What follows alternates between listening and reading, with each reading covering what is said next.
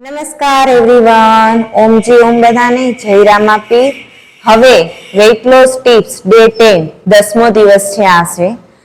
તો આજે ફરી એક નવું આપણે આજે એક્સરસાઇઝ નહીં લે, આસન લેશું. આસન દ્વારા તમારા શરીરની અંદર જે પણ તકલીફો છે એ દૂર થાય છે.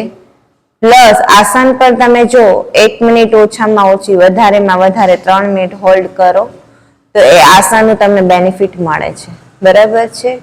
આજે આપણે ઉષ્ટાસન, પણ જે લોકોને ઘૂંટણની તકલીફ છે એ લોકો નહીં કરે તો ઉષ્ટાસનમાં આ રીતના પોઝિશન લેવાની છે. આપણે ઘૂંટણ દુખે છે એ આ આસન નહીં કરે. બરાબર. તો પહેલા તો અર્ધ ઉષ્ટાસન, તો બંને હાથ આ રીતના 4 આંગળીઓ પાછળ, શ્વાસ લેતા બંને પગ વચ્ચે થોડી જગ્યા રાખશું અને પાછળની તરફ ઝૂકવાનું છે શ્વાસ લેતા.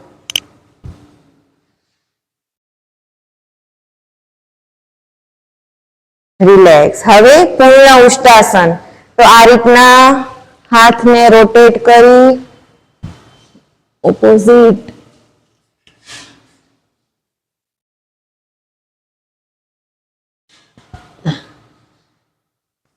બરાબર. ત્યારબાદ શશકાસન, આ રીતના શશકાસન લઈ લેવાનું છે.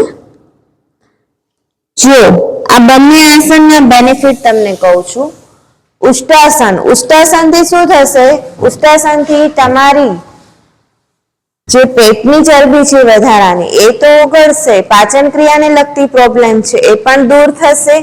પ્લસ તમારા શરીરની જે ફિટનેસ છે, સ્ટ્રેચિંગ આવશે અને સ્ટમકનો જે આ વધારાની ચરબી લબડી ગયેલી છે, લચી ગયેલું પેટ છે, તો એ સ્કિન પણ ટાઈટ થશે.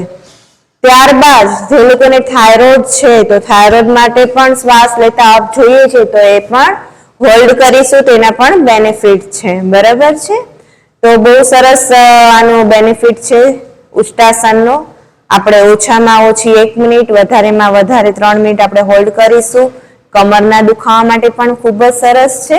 ત્યારબાદ શશકાસન, કે જે લોકોને માઇગ્રેન છે, માથાનો દુખાવો છે, તો એ લોકો માટે ખૂબ જ લાભદાયી છે શશકાસન.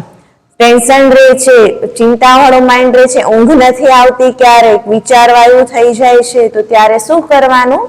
શશકાસનમાં થોડી વાર માટે રેસ્ટ લઈ લેવાનું છે. આજ્ઞા ચક્ર છે અહીંયા આપણું, ત્યાં પોઈન્ટ મળશે, મન શાંત થશે અને તમારી જે પણ પ્રોબ્લેમ છે એ બધી દૂર થશે અને રિલેક્સ થઈને તમને સરસ એવી ઊંઘ આવી જશે. માથાનો દુખાવો પણ તમારો ઉતરી જશે. બરાબર.